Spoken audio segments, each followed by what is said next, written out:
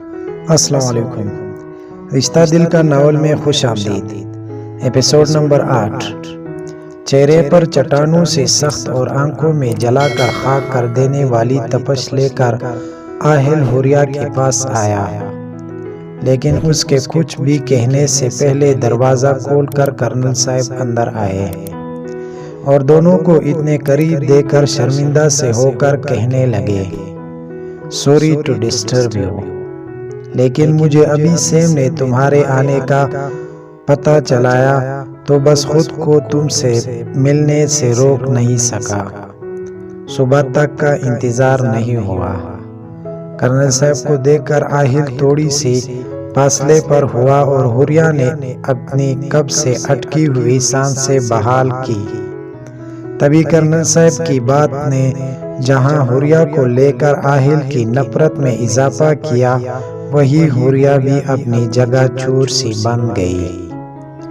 تبھی آہل نے چہرے پر مسکراہٹ سجاتے ہوئے اپنے باپ سے گلے ملتے ہوئے کہا، کیسے باتیں کر رہے ہیں آپ بابا، میں آپ کا ہی انتظار کر رہا تھا، ابھی بس آنے ہی والا تھا آپ سے ملنے۔ اور سناؤ ینگ مین، کیسے ہو؟ کرنل صاحب نے آہل سے الگ ہوتے ہوئے کہا، جی بابا سب ٹھیک ہے، آپ کی طبیعت کیسی ہے؟ ایک دم فٹ۔ جس کی اتنی پیاری بیٹی جیسی بہو ہو، اس سے کچھ ہو ہی نہیں سکتا۔ بہت خیال رکھتے ہیں یہ ہم سب کا۔ اچھا اب تم آرام کرو، صبح بات کرتے ہیں۔ کرنل صاحب کی بات سن کر آہل مسکرا بھی نہ سکا اور ان کے جاتے ہی دروازہ بند کر کے حوریہ کی طرف موڑا۔ حوریہ کے لیے اپنے باپ کے خیالات جان کر اس کے غصے اور ناگواری میں مزید اضافہ ہوا اور اس کے بازو کو زور سے دبوچتے ہوئے کہنے لگا، کیوں آئی ہو یہاں؟ کس نے بھیجا ہے تمہیں؟ آہل نے اپنی نظریں حوریہ کے خوبصورت چہرے پر ٹکاتے ہوئے پوچھا، جہاں اس وقت بہت سارا خوف تھا۔ کسی کے کہنے پر نہیں آئی، میں بس غلطی سے آ گئی تھی۔ حوریہ نے نظریں پش پر ٹکائے کہا، آنکھیں اوپر اٹھاؤ۔ آہل کے کہنے کے باوجود بھی حوریہ نے پلکوں کی جالر نہیں اٹھائے۔ میری طرف دیکھو۔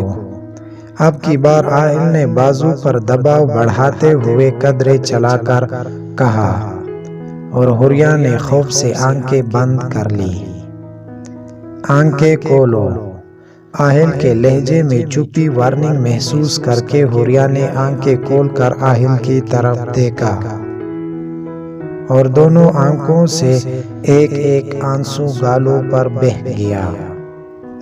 نانا، رونے کی غلطی بھی مت کرنا، ایک بھی آنسو مزید نہیں بہنا چاہیے، مجھے لڑکیوں کے آنسو سے سخت نفرت ہے۔ آہل نے نفرت سے بھرپور لہجے میں کہا اور آہل کی بات سن کر اس سے دیکھنے حوریہ کی آنکھیں لمحے کے 1000ویں حصے میں لباب پانی سے بھر گئے اور قطرہ قطرہ آنسو بہنے لگے، گالوں پر نشان بناتے ہوئے گردن میں جذب ہو گئے۔ سنا نہیں تم نے؟ رونا بند کرو۔ میجر آہل رضا وہ آگ ہے جس سے یہ آنسو نہیں بجھا سکتے۔ بہتر ہے کہ تم رونے میں وقت ضائع کرنے کی بجائے مجھے اپنی سچائی بتاؤ۔ رونے کے لیے تو پوری عمر پڑی ہے۔ آہل کے کہنے کے باوجود بھی حوریہ کے آنسو نہیں رکے اور وہ روتے ہوئے کہنے لگی، میرا بازو چھوڑ دے، میں آپ کو سب بتاتی ہوں۔ حوریہ نے بہتی آنکھوں سے منمناتے ہوئے کہا، چلو شروع ہو جاؤ، میں صرف سچ سننا چاہتا ہوں۔ اگر تم نے مجھ سے جھوٹ بولنے کی یا دھوکہ دینے کی کوشش کی تو اسی وقت زمین میں زندہ گاڑ دوں گا۔ آہل نے حوریہ کا بازو چھوڑتے ہوئے کہا، حوریہ تڑپ کر 2 قدم پیچھے ہوئی اور آہل کو سچائی بتانے لگی۔ ایک ایک لفظ سچ بتانے کے بعد حوریہ نے کہا، دیکھیے پلیز میرا یقین کریے، یہی سچائی ہے۔ میں اس گھر میں بہت مجبوری سے حالت میں آئی تھی۔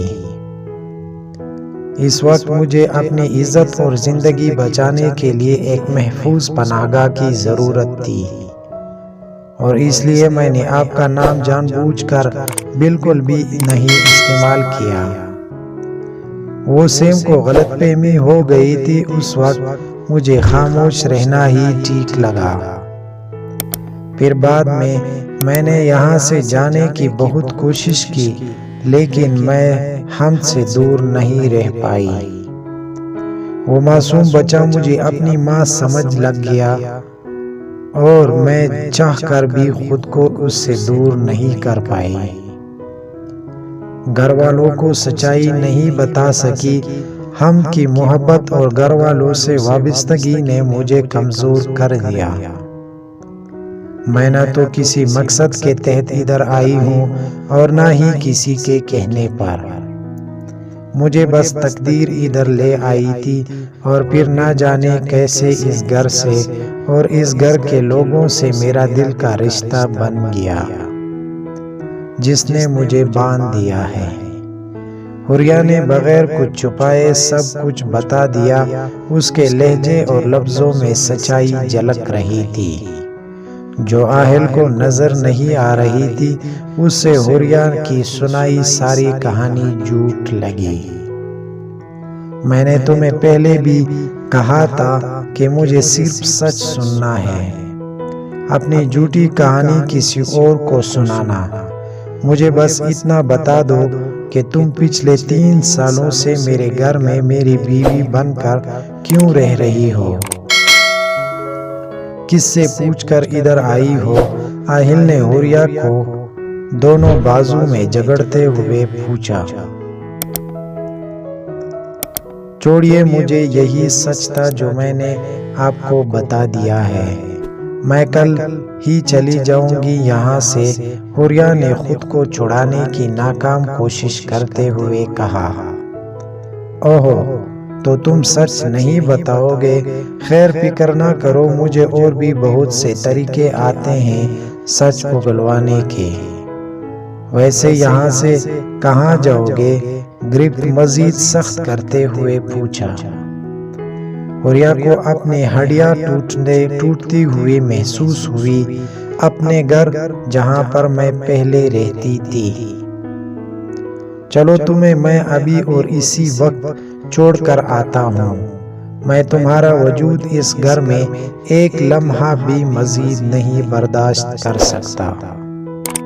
آہل نے پہلے بیڈ پر رکھا حوریہ کا موبائل اٹھایا اور حوریہ کا ہاتھ پکڑ کر باہر لے جانے لگا، مگر حوریہ چلنے سے کی بجائے رک کر بیڈ پر سوئے حمد کو دیکھنے لگی۔ ایک بار پھر آنکھوں سے برسات جاری ہو گئی۔ وہ جانے سے پہلے حمد کو ڈھیر و پیار کرنا چاہتی تھی، اسے آخری بار گلے سے لگانا چاہتی تھی، لیکن آہل سے کہنے کی ہمت نہیں ہو رہی تھی۔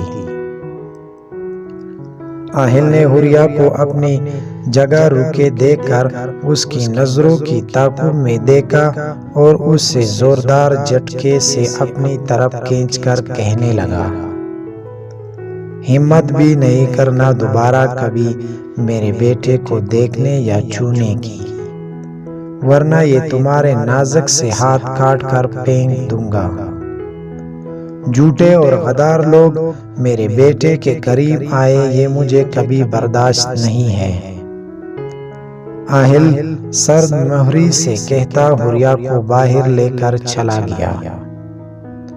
گاڑی میں بیٹھ کر اپنے موبائل سے کال ملائی اور کہنے لگا، کاشف ماریا اور 2 سول ڈریس سیکورٹی گارڈ کو اسی ایڈریس پر بھیجو جہاں تھوڑی دیر پہلے تم گئے تھے۔ ابھی اسی وقت اس گھر میں بھیجو، میں بھی بس آ رہا ہوں۔ کہاں لے کر جا رہے ہو آپ مجھے؟ حوریا نے ڈرتے ہوئے پوچھا، تمہارے گھر؟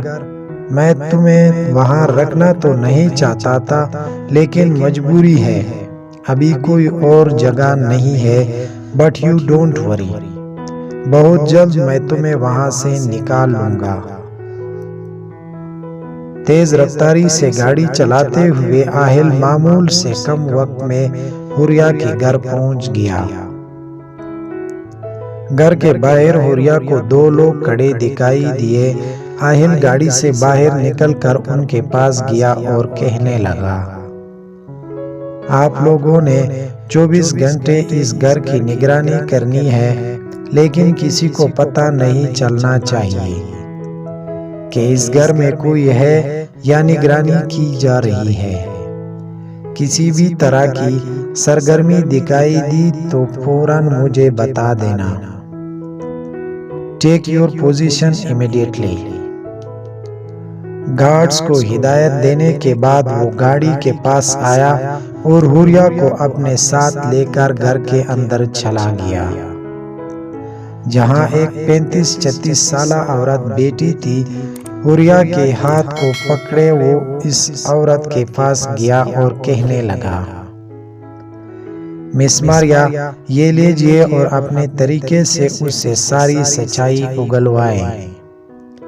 پتہ کیجئے کہ کس کے کہنے پر یہ میرے گھر آئی ہے اور کتنی انفارمیشن دے چکی ہے۔ نرمی برتنے کی کوئی ضرورت نہیں ہے۔ اگر پھر بھی یہ سچ نہ بتائے تو پھر میں خود اپنے طریقے سے اس سے سچ اگلواؤں گا۔ کوشش کیجئے گا کہ یہ یہاں سے بھاگنے یا کسی سے کوئی رابطہ کرنے کی کوشش نہ کرے۔ باہر گارڈز تو ہیں ہی، لیکن پھر بھی کوئی پرابلم ہوئی تو مجھے کال کر دیجئے گا، میں کل پھر آؤں گا۔ آہل نے اپنے ہاتھ میں پکڑے حوریا کے ٹھنڈے یخ ہاتھ کو چھوڑنا چاہا، لیکن حوریا نے دونوں ہاتھوں سے آہل کے بازو کو پکڑ لیا اور کہنے لگی، آپ میرے ساتھ ایسا نہیں کر سکتے، مجھے یوں میرے گھر میں مجرموں کی طرح قید نہیں کر سکتے، میں بے قصور ہوں، مجھے نہیں کیا کچھ، میں نے نہیں کیا سوائے آپ کے بیٹے سے محبت کرنے کے، یہی میرا قصور ہے کہ میں نے آپ کے گھر والوں کو اپنا سمجھ لیا، بس اور کچھ نہیں کیا میں نے۔ اس بات کی آپ مجھے اتنی بڑی سزا نہیں دے سکتے۔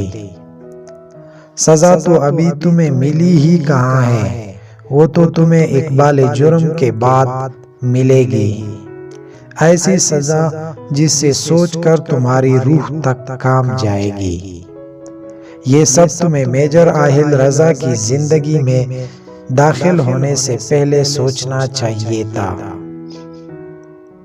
مس ماریا، آپ اپنا کام کریے، آہل نے حوریا کے ہاتھوں سے اپنا بازو چھڑاتے ہوئے کہا، اور لمبے لمبے ڈگ برتا باہر نکل گیا۔ لائک، کمنٹ، شیئر، فالو اور سبسکرائب کرنے کا بہت بہت شکریہ۔